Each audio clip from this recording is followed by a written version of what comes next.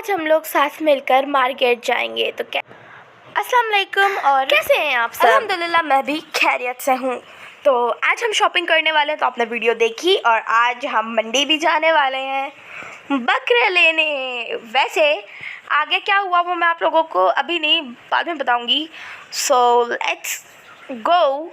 तो हमने market enter करा, मंडी एंटर करी, तो यहाँ पे काफ़ी सारे हमको प्यारे प्यारे भेड़ के बच्चे दिख गए। और हमको दिखे भेड़ के बच्चे, गोट्स, कुर्बानी के लिए।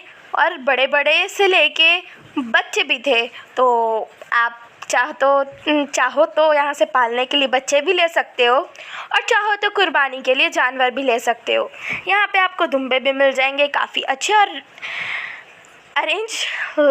अरेंजेबल रेट से आपको मिल जाएंगे यहाँ पे।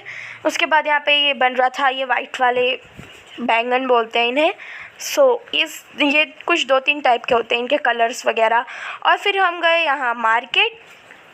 शाम को सैटरडे को हम मार्केट गए थे, संडे को हम यहाँ शॉपिंग करने गए। तो मुझे लेने थे स्टिकी नोट्स एंड स्कूल के लिए डायरी लेनी थी। तो डायरी तो मुझे पसंद नहीं आई, क्योंकि डायरी के कवर्स मुझे अच्छे मिल रहे थे, बट पेजेस जिस टाइप के मुझे चाहिए थे उस टाइप के नहीं मिल रहे थे। तो मैंने उनसे पूछा कि मुझे इस टाइप के पेजेस के कहाँ मिलेंगे। और यहाँ पे टेडीज़ भी थे। तो जहाँ पे वो स्टाफ थे ना, तो उन्होंने कहा कि वो नेक्स्ट मंथ तक आ जाएगा, तो आप नेक्स्ट मंथ तक आ जाइए। तो नेक्स्ट मंथ आने में उतने कुछ ज़्यादा दिन नहीं है, इसलिए मैंने कहा चलो मैं वेट ही कर लेती हूँ। उसके बाद ये पर्स हमने देखा, जो कि मम्मा के ऊपर बहुत ज़्यादा अच्छा लग रहा था। ये कुछ घर के यूज़ के लिए चीज़ें थी। ये कुछ बकेट्स थे, फ्रूट्स रख लें आप इसमें, आप इसे डेकोरेटिंग के लिए कुछ ले लें। उसके बाद ये था, आप इस हिंदी में इसे दूरबीन कहते हैं। और ये मैं स्टिकी नोट्स लेकर आई हुई थी। ये बहुत ही ज़्यादा अच्छे थे, और सही में ये इतने ज़्यादा अच्छे थे ना कि इनके कलर्स भी आप लोग देख रहे हैं बिल्कुल रेनबो में है। बहुत सारे ब्यूटीफुल कलर्स एक में हैं, मतलब सारे कलर्स को मिक्स टाइप का बनाया हुआ है। उसके बाद यहाँ पे आपको बीटरूट को, मतलब हम रेड चैलेंज कर रहे थे, तो उसके लिए आपको यहाँ पे बीटरूट को वो करना है, मतलब मिक्स कर देना पूरा अच्छी तरह से, इसको ग्राइंड कर दें। और पराठों में आप इसे डाल कर बच्चों को खिलाएं, मतलब इसी से आटा गूँध दें आप। तो ऐसे में होगा क्या, आप लोग देखेंगे।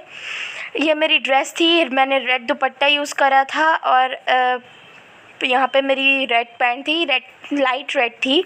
और साथ में मेरी जैकेट तो रेड नहीं थी, बट इसके पीछे जो जैकेट के पीछे जो डिज़ाइन बना था ना, वो रेड था। इसलिए चलो ये सब छोटी मोटी चीज़ें चलती है। और जैकेट के अंदर जो मैंने इनर वेयर पहना था, जो उसके अंदर की जो इनर है वो भी रेड टाइप की थी, तो मैंने उसे भी पहन लिया। ब्लू और रेड में थी वो, तो मैंने उसे भी पहन लिया।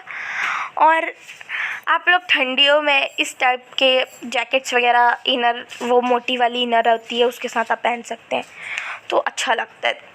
उसके बाद फिर यही था। तो अगर बच्चे आपके कुछ वेजीज़ वगैरह नहीं खाते, तो आप क्या कर सकते हो, जो मैंने बीटरूट वाला पराठा बताया ना, बिना बीटरूट को ग्राइंड करो, बट बिना उसको छाने, उसका जूस नहीं, बल्कि पूरे बीटरूट के पीसेस के साथ उसके पराठे बना दो। उसमें थोड़ा सा नमक डाल दो, आप उसमें बहुत सारी चीज़ें डाल सकते हो, मिर्ची, नमक, मसाला पराठा बन जाएगा आपका, और बहुत ज़्यादा टेस्टी भी लगेगा।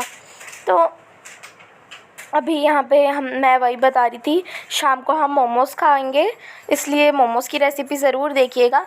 और फुल रेड चैलेंज आप लोगों को मैं नेक्स्ट व्लॉग में दूंगी, क्योंकि उसमें मैं आपको पूरा रेड चैलेंज का व्लॉग दिखाऊंगी। उसमें मैं आपको डिनर का भी बताऊंगी, मैंने डिनर में क्या खाया, ब्रेकफास्ट में क्या खाया, शाम को इवनिंग में मैंने क्या खाया, लंच में क्या खाया। तो डिनर में तो हम लाल भाजी खाने वाले हैं, वो मैंने इस वीडियो में नहीं दिखाया, क्योंकि वो पूरी वीडियो जब मैं डालूँगी तब आप लोगों को दिखाऊँगी। तो यहाँ पर बीटरूट आपको लेना है मोमोज़ के लिए। और फिर शाम को भी मैंने ये, मतलब नहीं, हाँ, मोमोज़ के लिए नहीं, पराठे के लिए बता रही हूँ। तो स्टेयर मत करना बीटरूट के जूस को।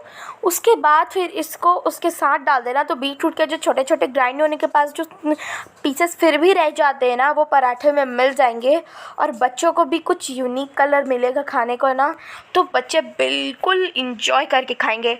और मैंने इस फ्राइज़ को हल्का रेड रेड फ्राई कर लिया था। आप इसके साथ चाहो तो लाल भाजी भी खा सकते हो। Sorry for yellow dal, but मैं इसे सूखा नहीं खा सकती थी, इसलिए मैंने दाल खाया। उसके बाद हमारा ये रेड चैलेंज की सबसे बढ़िया चीज़, हाँ, ये पिक। उसके बाद फिर हमने ये रेड वाली मतलब सेवई को मैंने भून लिया तो वो रेड हो गई थी, इसलिए फिर हमने ये खाया।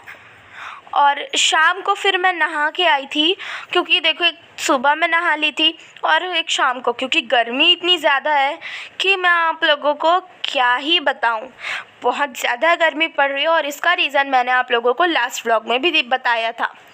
और बस इसलिए मैं नहा कर आई फटाफट और मैं बाल धो कर ना आई, क्योंकि मुझे सर्दियों का असर नहीं होता है गर्मियों में, और सर्दियों में भी बहुत कम मुझे ज़ुकाम वगैरह होते हैं।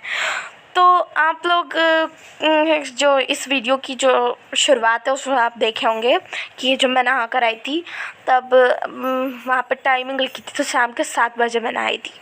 उसके बाद फिर हमने बनाया यहाँ पे मोमोज़ बनाने के लिए वही स्टेप, आपको चुकंदर को कर लेना है ग्राइंड, चुकंदर यानी बीटरूट। और मोमोज़ बनाने के लिए आपने बीटरूट के जूस को छानना है, स्टेयर करना है। ओके, तो आपने देखा छानने के बाद किस तरह से छोटे छोटे पीसेस आए। तो यही बताना चाह रही थी कि इससे पहले आप इसको स्टेयर ना करिए, क्योंकि वो पराठों में आ जाएंगे तो अच्छा है, बट मोमोज़ में नहीं। और ये आप इसको पी भी सकते हैं, स्किन वगैरह के लिए बहुत ज़्यादा अच्छा होता है। तो मैंने एक गिलास पीने के लिए करा था और एक गिलास मैंने इसे मोमोज़ बनाने के लिए। तो मोमोज़ बनाने में आपको इसको छानना पड़ेगा। अगर पराठे बना रहे हैं आप बीटरूट के मेरे जैसे नाश्ते में या लंच में या डिनर में, तो आप लोग स्किप कर सकते हैं इसको छानना। तो देखो भाई, ये पूरा जो इसका मिक्सचर था पत्ता गोभी का, मतलब इसके अंदर फिलिंग थी इसकी वो पत्ता गोभी यानी कैबेज की, तो वो तो फुल रेड नहीं था। तो मैंने इसको रेड करने के लिए क्या करा पता है आप लोगों को? बीटरूट जो हमने मोमोज़ को वो करने के लिए, मतलब मोमोज़ का जब हमने स्टेयर करके उसमें डाला था, तो स्टेयर करने के बाद जो उसका छोटे बहुत पीसेस निकले थे इस तरह से बारीक बारीक, तो मैंने उसको इसमें रेड करने के लिए ऐड कर दिया।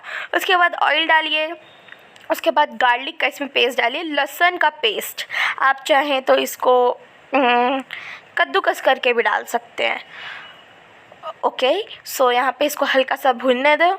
उसके बाद फिर सबको मिला दो। उसके बाद छोटे छोटे इस तरह से लोइयाँ बना लो और एकदम पतली होनी चाहिए आपके मोमोज़ की जो है ये शीट टाइप वो। और ये वाला मोमोज़ हम बना रहे हैं। सबसे पहले हर साइड से आपको ये कर लेना है। और जो उसके बाजू वाला है ना वो डम्पलिंग है, तो वो भी मैं आपको बताऊंगी। इस तरह से हर साइड से इसको आगे बढ़ा के, और मोमोज़ की शीट आपकी बिल्कुल, मतलब शीट नहीं, जो भी आप मोमोज़ का ये बनाओगे ना छोटा सा, वो बिल्कुल आपको बहुत ही ज़्यादा अच्छे से बिल्कुल पतला रखना है। तो बिल्कुल ध्यान से इसको करना, पतला रहना चाहिए, मोटा नहीं रहना चाहिए, वरना अच्छी तरह से स्टीम नहीं हो पाएगा, कच्चा कच्चा रहेगा, आपका पेट भी दुख सकता है। और अगर आप ऐसे करोगे तो कच्चा मैदा खाने से तो तबीयत भी ख़राब हो सकती है आपके पेट में दर्द हो सकता है, ठीक है। इसलिए ये डम्पलिंग्स का शेप भी बहुत ज़्यादा आसान था।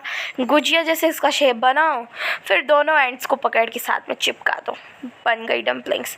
अब आप बोलोगे इसके ऊपर जो वाइट आटा आपने बेलने के टाइम जो इसके ऊपर लगाया ताकि ये पट्टे पे आपके चिपके ना और बेलन पे, तो अब देखो आटा तो वाइट है, अब उसको मैं बिना पानी डाले और कलर डाले रेड कर नहीं सकती। और इसके ऊपर पलेथन लगाना यानी सूखा आटा लगाना, इसलिए स्टीम होने के टाइम में आटा खुद ही वो हो गया।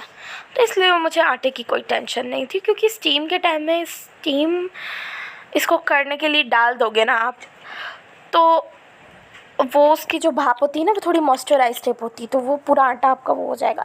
मोमोज़ की चटनी के लिए टोमेटो और उसमें वो लाल सूखी मिर्च बोलते हैं उसे, वो डाल दो। उसके बाद इसको पकाना नहीं, लास्ट रेसिपीज़ जैसे बस इसके अंदर थोड़ी सी सॉल्ट ऐड कर देना, थोड़ा सा सोया सॉस ऐड कर देना, ग्राइंड कर देना, बस बन गई आपकी चटनी।